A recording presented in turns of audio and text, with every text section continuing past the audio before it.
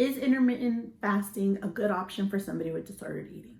Please remember that you need to speak to your medical team if you decide that this is something that you would like to try out for yourself. For me personally, I am over 6 months now without a clinical binge. So I thought about all of my options before I started doing this. I thought about them very long and very hard, and I decided that this was something that I wanted to at the very least try. I thought that I was in a stronger mental place and a stronger emotional place than I had been prior to be able to try it and see what happens. First, let's explore what exactly is intermittent fasting and how you can use it in your weight loss journey. Intermittent fasting is a pattern of eating which includes cycle. A lot of people will choose certain hours that they're just gonna fast. So I know people personally who choose between 7 p.m. and noon the next morning to not eat. The fasting portion does include your sleeping time, so it is easier to be able to include more hours than your eating time. Let's say you go that route. Between 7 p.m. and noon, you don't eat. Afternoon to 7 p.m. is your eating time. Doesn't mean that you're free to eat that entire 8 hours straight. It just means that whatever you are going to eat needs to fit within that time frame. The most common pattern is 16-8. It means that for 16 hours you don't eat, and during that 8-hour period is when you allow all of your meals for the day. During your designated eating hours, it's really important that you include a lot of nutrient-dense foods. This will mean avoiding whatever food triggers your binge eating or whatever disordered eating you may have. For me, this means avoiding table sugar, simple carbohydrates, and instead I choose proteins, low glycemic vegetables and fruits, plus healthy fats.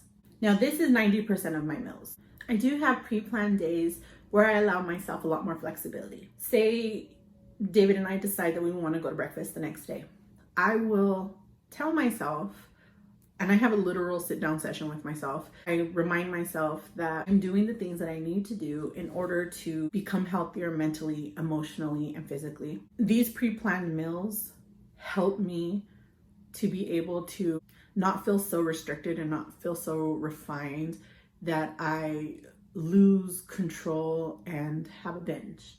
Say we decide that we want to go eat at a Mexican restaurant for breakfast. I'll tell myself, hey, you can have a breakfast burrito, rice and beans, and it'll be fine.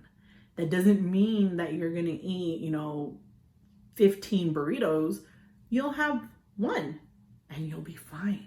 It'll be fine.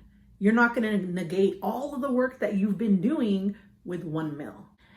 If we decide to go to Cracker Barrel, a lot more flexibility. So I'll have, what I normally would have, like eggs, bacon, sausage, those kinds of things.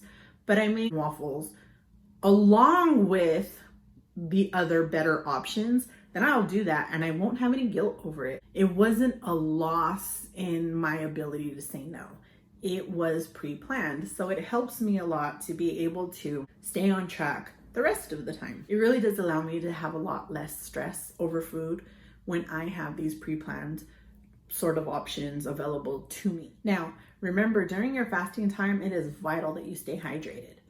I allow myself to have anything that's calorie-free and carbohydrate-free. Water, sparkling water, flavored water, again, as long as it's calorie and carbohydrate-free. Black coffee, plain herbal teas. It helps to keep you full, plus it helps to curb your hunger. Remember that stress plays a big role in disordered eating. So finding ways to manage this stress is very important. I highly recommend that you start implementing de-stressing activities into your daily life, regardless of however you choose to eat.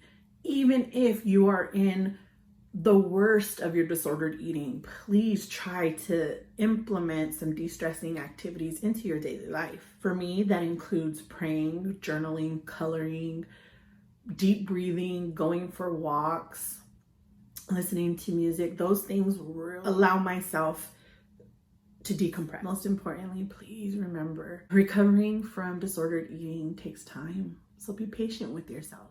With the help of your medical team, healthy eating, de-stressing activities, and time, you can and will see results. You can do this. You will do this. Just be patient as best as you can. We can conquer our challenges. We can grow healthier and stronger together. Thank you for subscribing and joining me in this journey.